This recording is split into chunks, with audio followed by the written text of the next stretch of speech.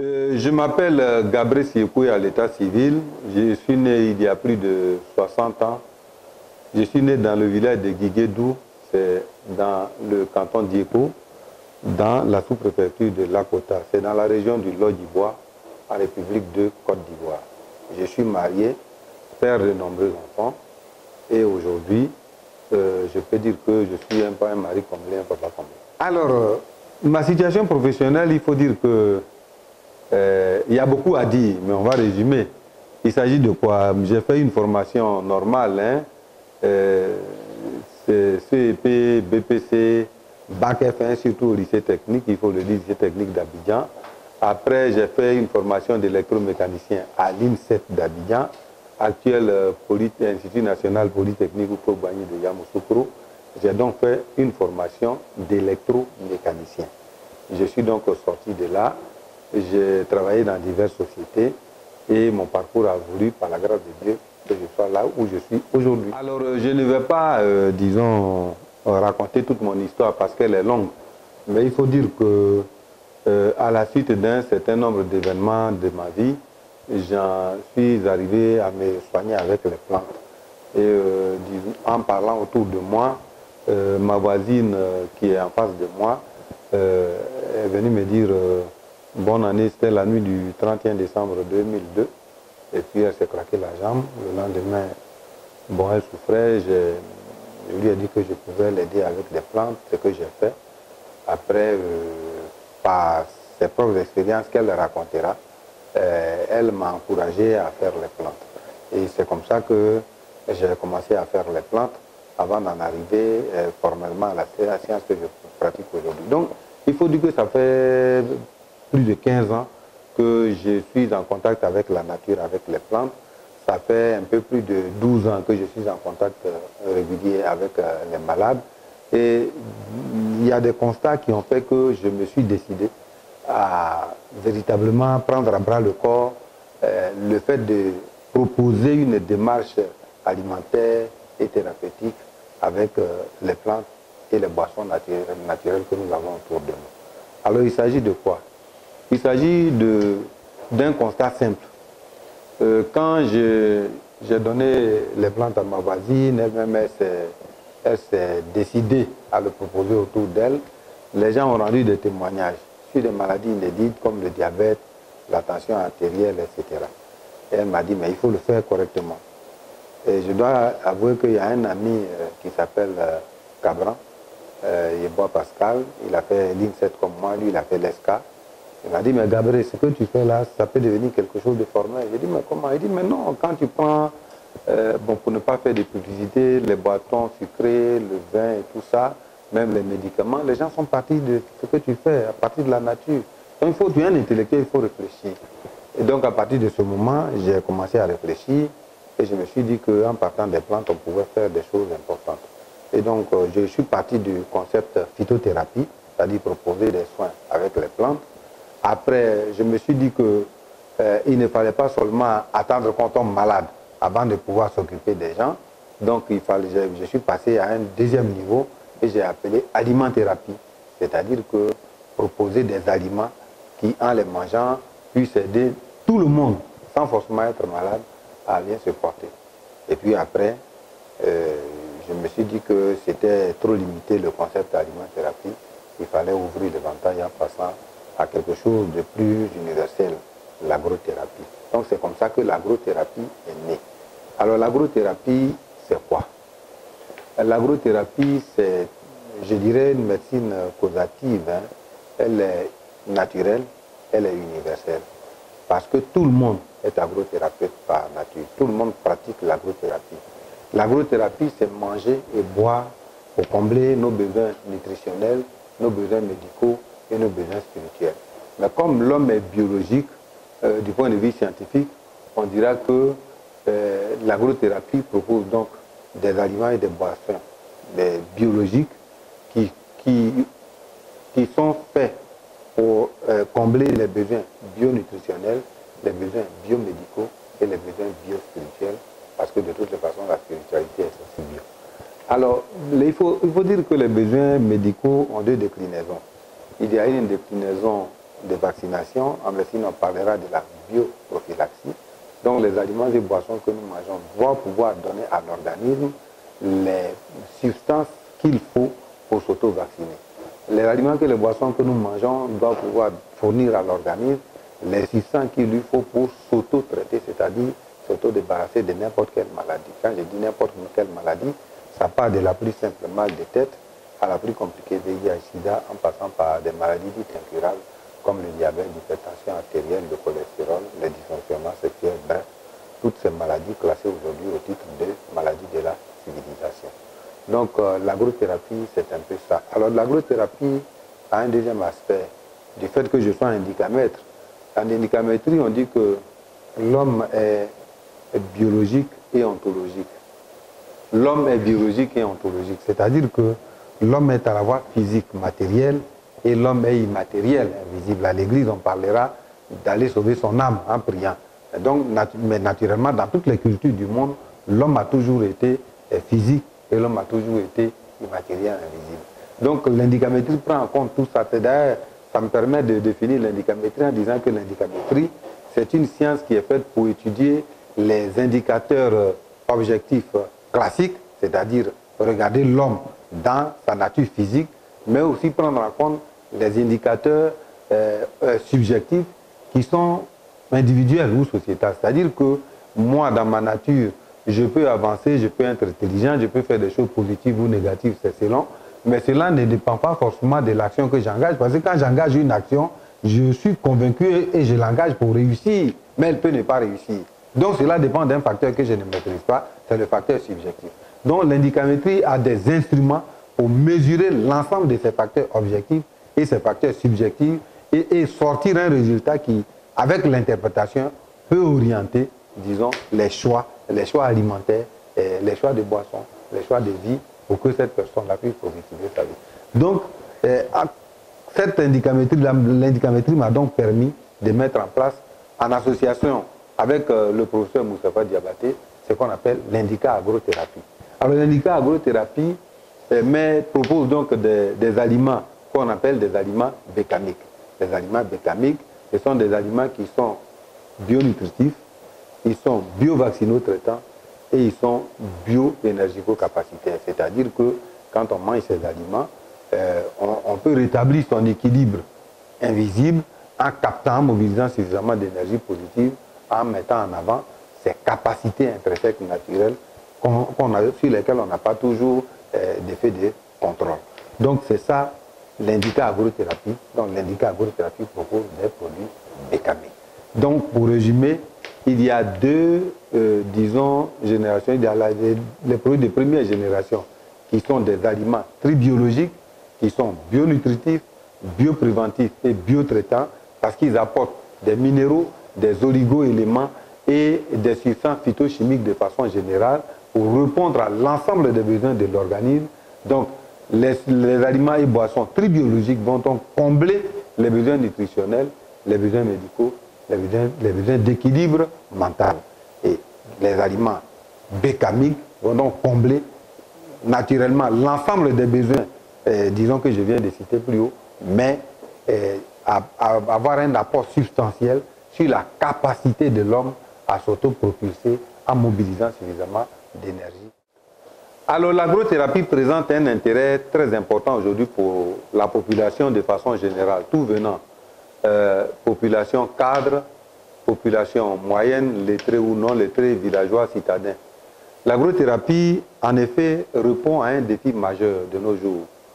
En effet, des recherches scientifiques ont montré que l'une des causes principales des maladies quasi inexistantes autrefois, mais qui font une percée effroyable aujourd'hui dans la société, dans toutes les sociétés du monde, trouve, disons, sa raison dans nos aliments et nos boissons raffinées. Nos boissons raffinées, c'est quoi? Aujourd'hui, l'homme, pour manger ou pour boire, met en avant ce qu'on appelle les qualités organoleptiques, c'est-à-dire la couleur, le goût, le parfum.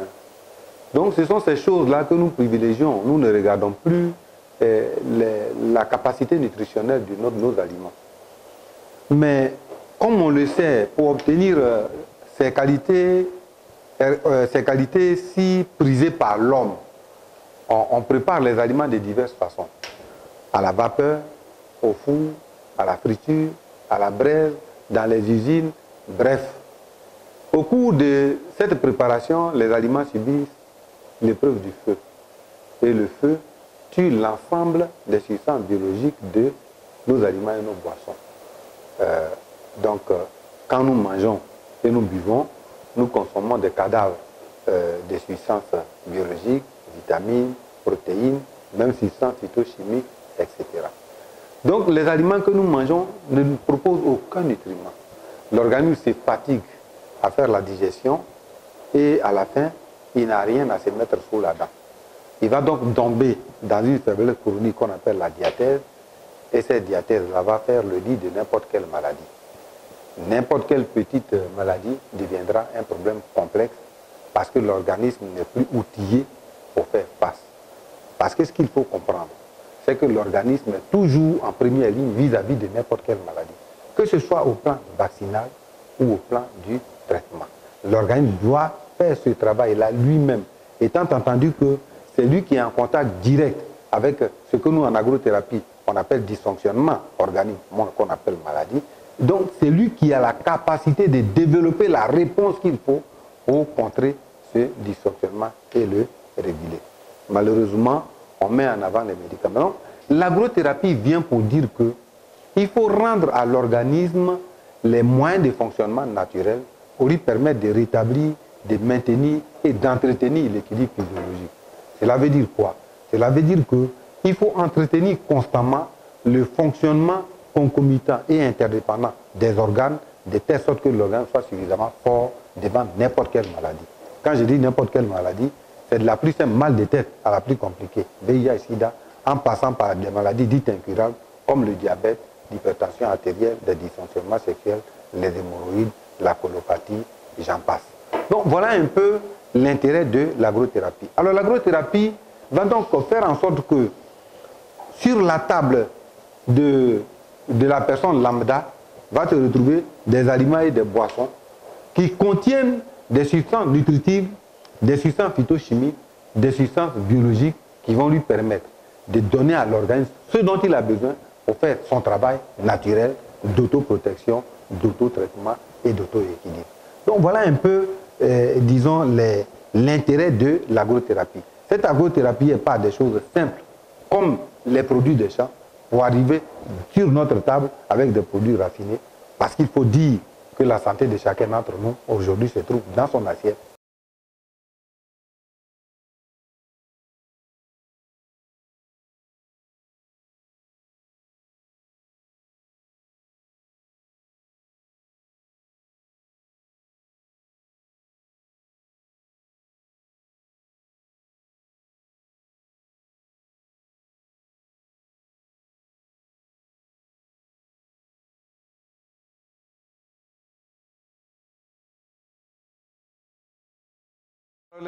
Les objectifs de l'agrothérapie sont simples.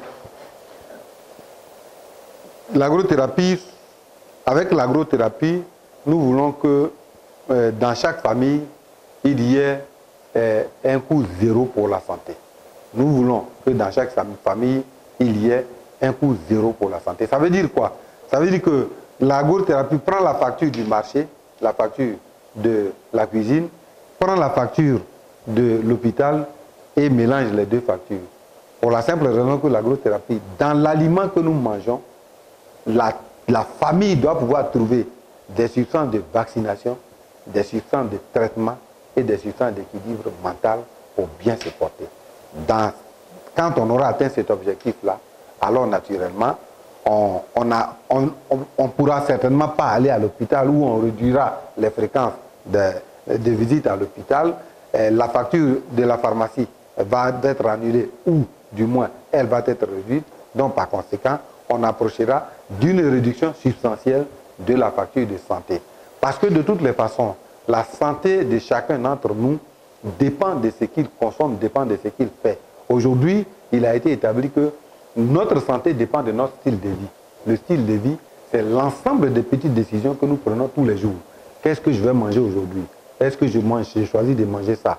comment je vais me coucher où, à quelle heure je vais me coucher, est-ce que je vais rester assis devant la télé pour la regarder, est-ce que je vais rester 24 sur 24 dans le froid, hein, dans le climatiseur, est-ce que. Donc c'est l'ensemble de ces choix-là qui détermine notre équilibre mental, notre équilibre organique, qui détermine notre santé. Ça s'appelle le style de vie.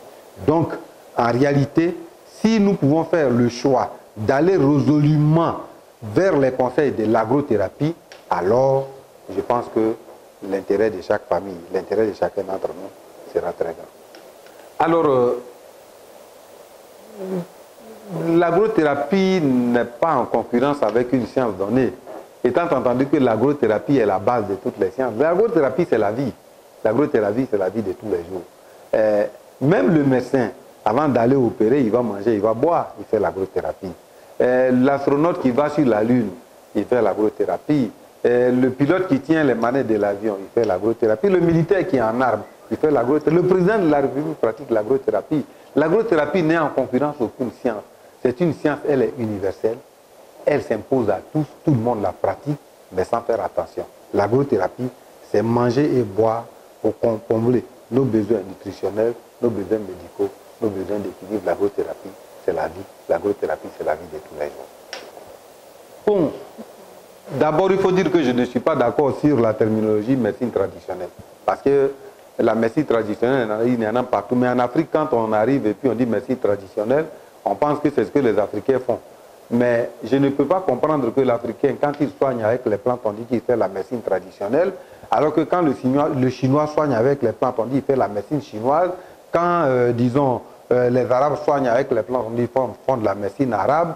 Quand c'est en Occident qu'on soigne avec les plantes, on dit qu'on fait l'ethnomédecine, la médecine douce ou la médecine alternative. Et quand l'Africain noir soigne avec les plantes, on dit qu'il fait de la médecine traditionnelle.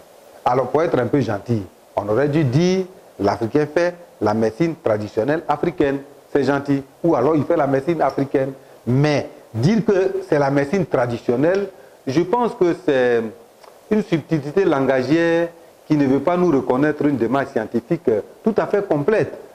Bon, on nous fait dire ces choses-là, on nous fait croire que ce que nous faisons n'a pas de valeur. Non, chaque peuple a sa médecine. D'ailleurs, l'Organisation mondiale de la santé ne dit pas autre chose en définissant la santé comme étant un état de bien-être physique, mental et social complet, non simplement l'absence de maladies ou d'infirmités.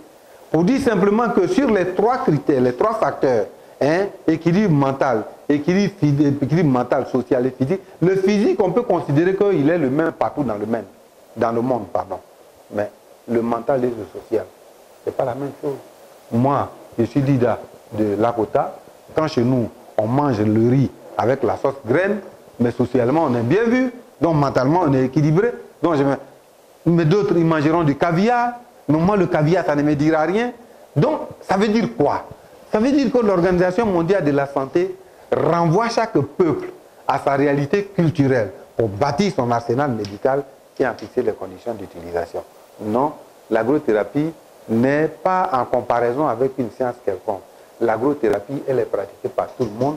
L'agrothérapie, c'est disons, la démarche naturelle, aussi bien alimentaire, médicale, spirituelle, dans laquelle tout le monde se fond. Ben, de ce point de vue, je souhaiterais peut-être que vous demandez l'avis des autres, mais ce que je sais, c'est qu'ici, je reçois des médecins, je reçois des pharmaciens, je reçois des infirmiers, je reçois des sages-femmes, je reçois tout le monde. Je reçois des très hauts cadres, je reçois des ministres. Et je rends visite à des ministres.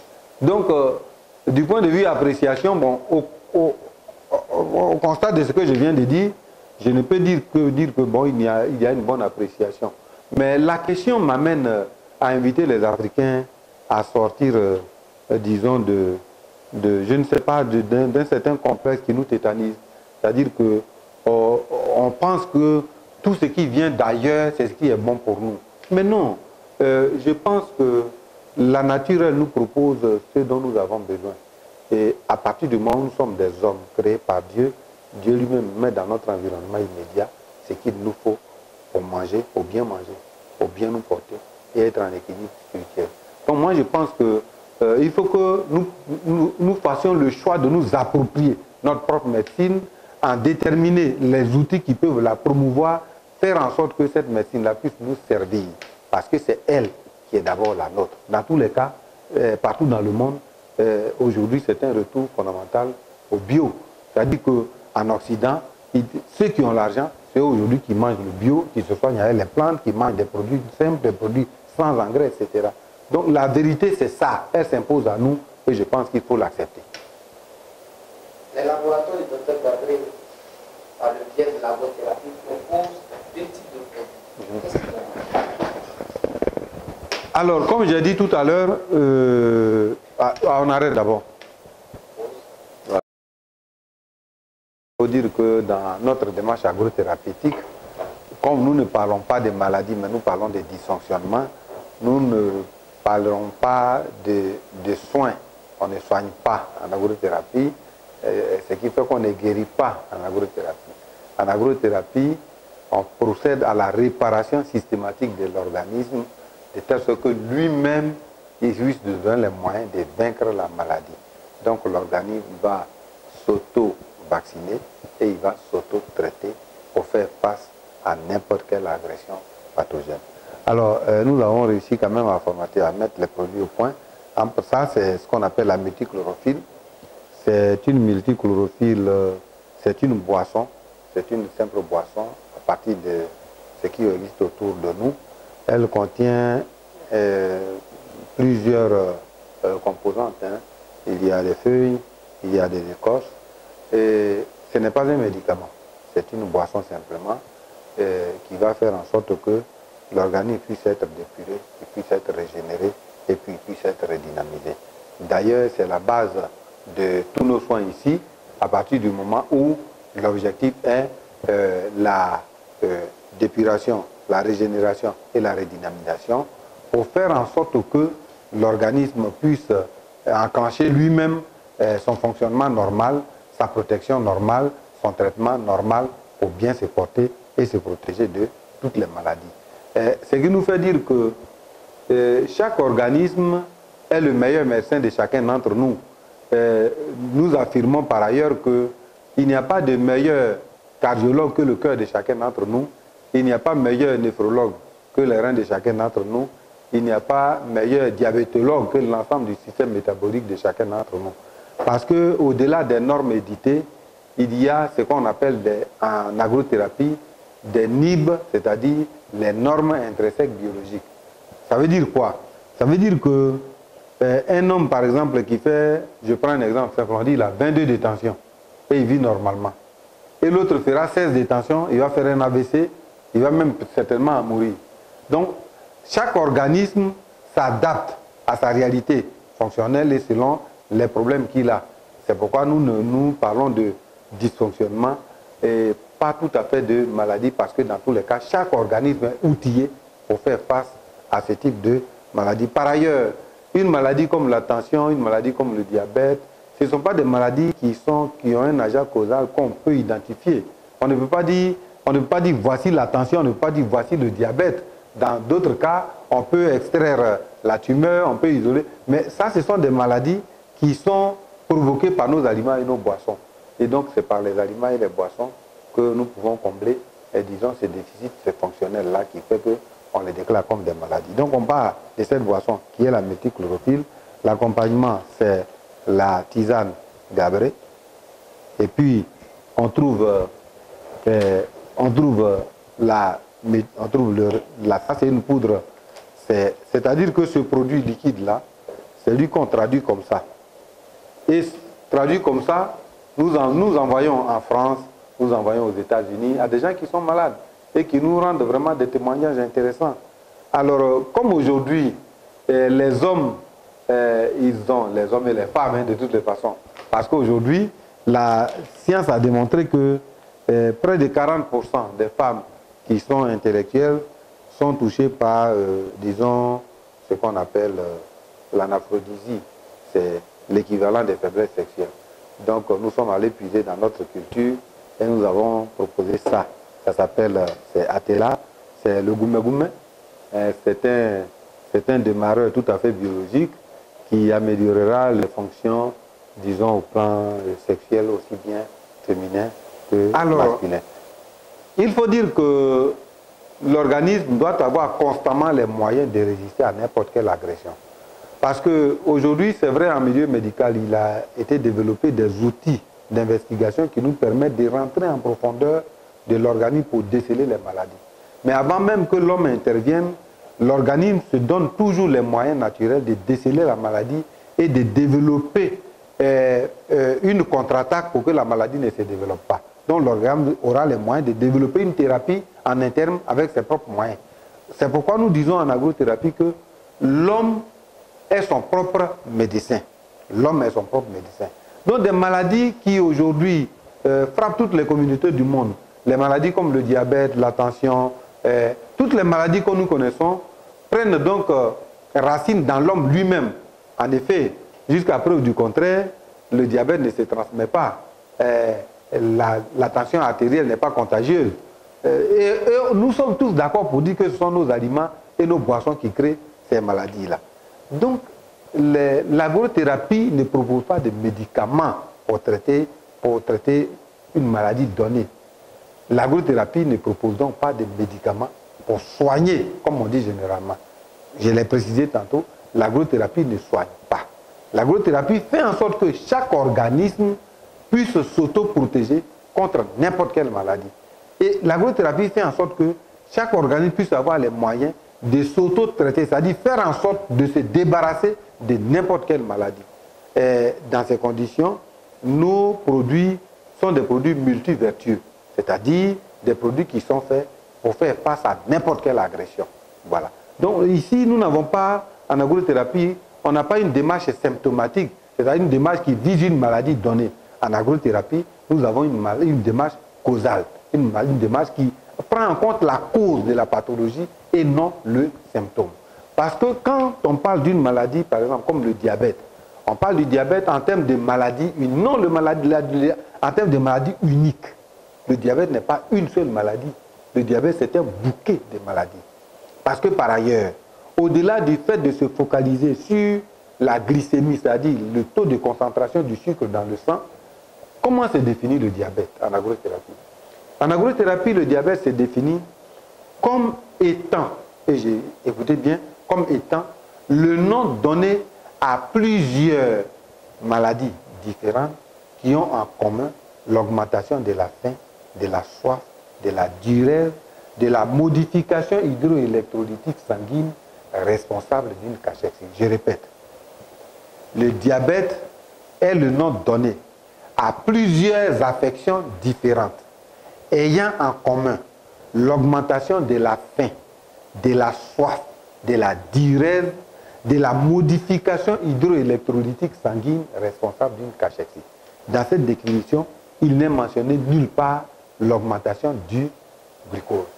Donc cela veut simplement dire que quand on dit plusieurs affections différentes, ça veut dire plusieurs maladies qui se mettent ensemble pour produire des symptômes. Mais si on se focalise sur l'augmentation, c'est-à-dire la concentration du glucose dans le sang, est-ce qu'en réalité on combat le diabète? Puisqu'on dit que c'est plusieurs maladies. Et dans notre développement thématique plus tard, nous allons nous appesantir sur le diabète. Pourquoi? Il faut prendre le diabète dans la base, c'est-à-dire dans sa partie causale, et non le diabète dans sa partie symptomatique. Alors, en quoi le docteur Gabriel, l'agrothérapie a des incidences ou aura des incidences positives sur l'aspect social de pouvoir. Alors, parlez-nous des outils que vous avez mis et quels en sont les Alors, disons, les retombées sociales sont énormes. Les retombées sociales de l'agrothérapie, si elles étaient mises en œuvre comme nous l'imaginons, les retombées sociales sont énormes. Pourquoi? Parce qu'aujourd'hui, nous parlons du café. Je prends un exemple simple. Si, pour ce que nous savons, je ne sais pas si les chiffres sont exacts, mais pour ce que nous savions, quand on prend 1 kilo de café, si la Côte d'Ivoire sort aujourd'hui 1 kilo de café, la Côte d'Ivoire perçoit un droit unique de sortie de 200 francs. Si on prend le kilo de café, on le torréfie, on le broie et on le met en sachet, avec la freinte, nous allons avoir à peu près 700 grammes. Mais en y mettant des plantes médicinales et tout ce que nous ajoutons, nous serons à 800 grammes. Les 800 grammes, nous allons faire des paquets de 200 grammes. On aura 4 paquets de café qui font 200 grammes chacun. Si les 4 cafés de ce produit fini, on les commercialise sur le territoire ivoirien, en disant simplement qu'on vend un café à 1000 francs, on aura 4000 francs. 4000 francs, si la Côte d'Ivoire prélève la TVA qui est de 18%, on est à 720 francs. Est-ce que vous voyez? Donc, pour le seul café de kilo, on passe de 200 francs à 720 francs. Mais pour arriver à ce qu'on enquête les 720 francs au titre de la TVA, ça veut dire qu'on aura créé une torréfaction. Ça veut dire qu'on aura créé des emplois. En créant des emplois, ceux qui travaillent vont être logés. Donc, on va développer l'habitat. On va avoir une concentration de population autour de cette torréfaction. Parce qu'il faut par ailleurs dire que si nous devons faire le café tribiologique, comme nous disons, nous devons labelliser le café. Donc la torréfaction va être installée en pays rural, dans une région de la Côte d'Ivoire. Donc on va concentrer la population, on va créer des maisons. Et en créant des maisons, on va donc créer une école, puisque la population s'est concentrée. Les autres activités connexes vont se développer, le transport, l'hôtellerie, le commerce. Et comme il y aura une concentration de population, la Côte d'Ivoire sera obligée d'assurer la sécurité. On va donc recruter au niveau de la police et de la gendarmerie. Mais tous ceux qui tournent autour de cette activité de torréfaction, de transformation du café, vont consommer des biens. Et notre pays prélèvera encore la TVA. Donc, c'est un développement multisectoriel qui va être induit. Mais pour enrichir le café que nous faisons, il va falloir encadrer des jeunes, parce que les plantes sauvages que nous prélevons aujourd'hui, à un moment donné, elles vont être insuffisantes. Donc il va falloir encadrer des jeunes pour cultiver ces plantes-là, les récolter et dans les régions rurales installer des petites unités de traitement. Donc c'est un foisonnement de création d'emplois. Oui, au plan social, il y a énormément à gagner avec le développement de l'agrothérapie. Ça, je parle seulement du café, mais que du cacao. J'ai fait un calcul de projection simple. Si la Côte d'Ivoire transforme 25% de son cacao en cacao nourriture et qu'on ne vise pas les marchés internationaux, mais on regarde simplement le marché ivoirien, le marché de la CEDEAO, les 25% de cacao peuvent se vendre correctement. Mais avec ces 25% de cacao, si on fait la même démarche que je viens de faire, la TVA à 18%, création de torréfaction, développement de l'activité commerciale, développement des activités connexes, je pense que c'est un foisonnement vraiment d'emplois qui va se produire. Et il va se produire un développement multisectoriel de la Côte d'Ivoire. Parce que quand bien même le cacao soit planté, le café soit planté au sud de la Côte d'Ivoire, les gens en pays, au nord, on va développer des cultures comme le soja, des cultures comme le maïs, le champignon, des cultures comme le haricot, parce que tous ces produits-là, on les prend pour enrichir notre cacao, pour en faire un cacao complet qui nourrit, qui traite l'organisme et qui rétablit l'équilibre mental. L'agrothérapie serait-elle un remède à l'exode? Serait-elle un remède à l'exode?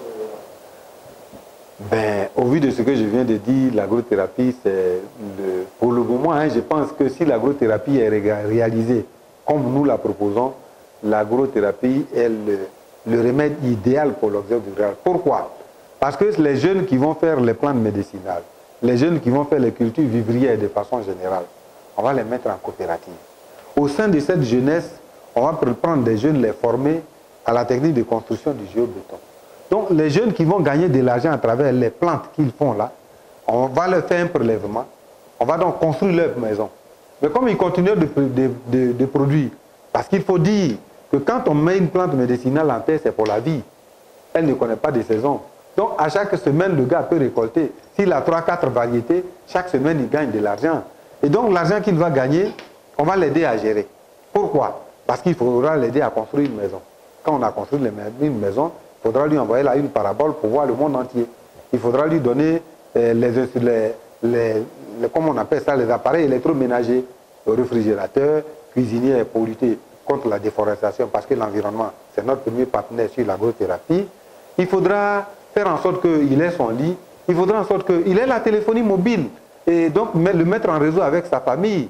Et comme l'argent appelle toujours des prédateurs, il faudrait lui permettre de mettre son argent à l'abri. D'où la création d'une microfinance de proximité. Et puis, quand il gagne cet argent, il faut l'aider à épargner quelque part pour sa santé. Donc, l'assurance maladie universelle ou comme je ne sais quoi, prendra tout à fait son essor là, de façon inédite. L'avantage de l'agrothérapie, c'est qu'on n'a pas besoin d'argent pour commencer. Parce que pour faire l'agrothérapie, nous mettons en avant les méthodes de la médicamétrie qui nous invitent à l'autopropulsion. C'est-à-dire se mettre au travail, ce travail-là, il est productif. Mais avant même que les jeunes le produisent, leurs produits seront déjà achetés, puisque les structures existent déjà en amont avec l'agrothérapie qui propose des produits raffinés. Et aujourd'hui, nous n'attendons que ça, la mise en place des structures de production, les torréfactions, les petites unités de traitement en milieu rural, pour faire en sorte que ce produit-là puisse se retrouver sur la table de tout le monde. Et tout le monde consomme ce produit, tout le monde apprécie ça. Donc je pense que l'agrothérapie n'est pas un remède uniquement pour l'exode rural. L'agrothérapie est l'agrothérapie est une démarche pour répondre à l'entente mais grandissante et légitime de notre jeunesse, qui est diplômée et qui ne travaille pas.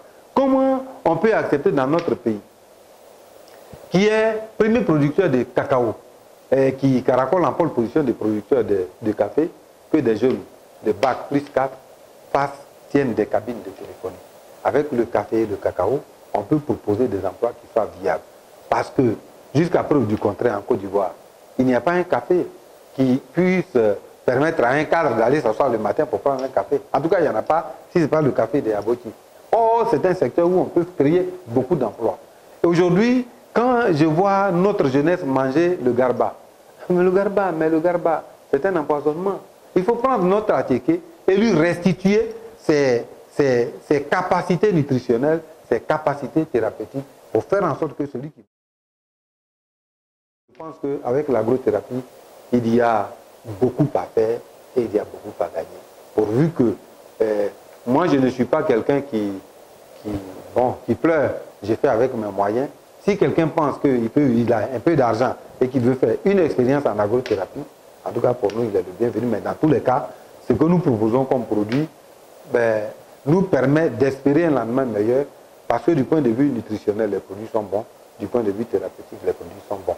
Et aujourd'hui, ce ne sont pas ni des médicaments, ni des compléments alimentaires, mais ce sont des aliments auxquels tout le monde peut accéder avec, en tout cas, une petite bouche. Voilà.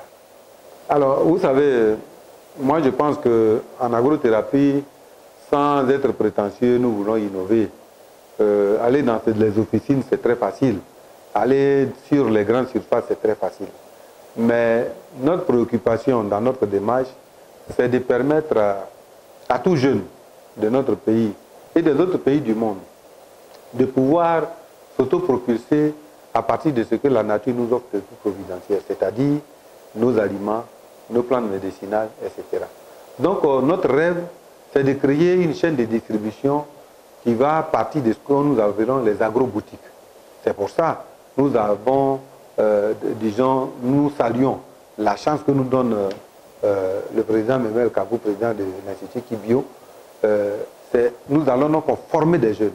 Et ces jeunes formés-là vont aller proposer une démarche nutritionnelle, une démarche médicinale à nos populations, mais de façon saine, sous contrôle scientifique. Parce qu'il faut dire que nos produits sont contrôlés dans des laboratoires. Et on nous a dit que ces produits ne sont pas toxiques. On connaît la composition, on a tous ces documents-là. Donc nous allons former ces jeunes-là et mettre en place une chaîne de distribution qui va partir de ce qu'on va appeler les agroboutiques. Donc ce sont des boutiques qui sont installées, mais des boutiques où on trouve des aliments qui répondent à l'ensemble des besoins de l'homme, c'est-à-dire quand on va dans cette boutique et qu'on a une préoccupation, soit de diabète, soit de tension, de quelque maladie que ce soit, on peut s'adresser donc à l'agrothérapeute qui est là. Il va donc donner les conseils d'usage, conseiller les aliments qu'il faut pour qu'on puisse guérir de cette maladie. Donc, notre préoccupation n'est pas d'aller dans les officines ou dans les grandes surfaces. Ce serait gagner de l'argent pour nous-mêmes, c'est ce qui serait une bonne chose. Mais la raison qui nous a amenés là nous interdit d'aller là pour gagner de l'argent tout seul. Non, nous ne voulons pas gagner de l'argent tout seul. Nous voulons promouvoir le fait que chaque Ivoirien ou chaque homme sur la terre puisse avoir l'espoir de gagner sa vie, d'entretenir sa santé avec ce que nous mettons sur la table. Nous pensons, pour conclure sur ce chapitre, qu'il ne faut pas forcément lier sa réussite au fait qu'on gagne beaucoup d'argent. Les actions que nous posons doivent être frappées du sceau de l'impersonnalité et être inscrites dans l'intemporel. C'est pour la simple raison que la mission pour laquelle vous nous rencontrez aujourd'hui, nous considérons que c'est une mission de Dieu, parce qu'on n'avait jamais pensé qu'on serait en train de faire ça. En tout cas, personnellement, j'ai fait des études pour être un grand technicien, je l'ai été. Je n'ai jamais pensé que j'interviendrais dans le domaine de l'alimentation et de la santé. Donc ça, je considère ça comme une mission parce que j'ai eu un parcours atypique. Je ne suis pas sorti d'une école classique. Et si ce n'est pas un don venant de Dieu, je ne peux pas dire ce que c'est.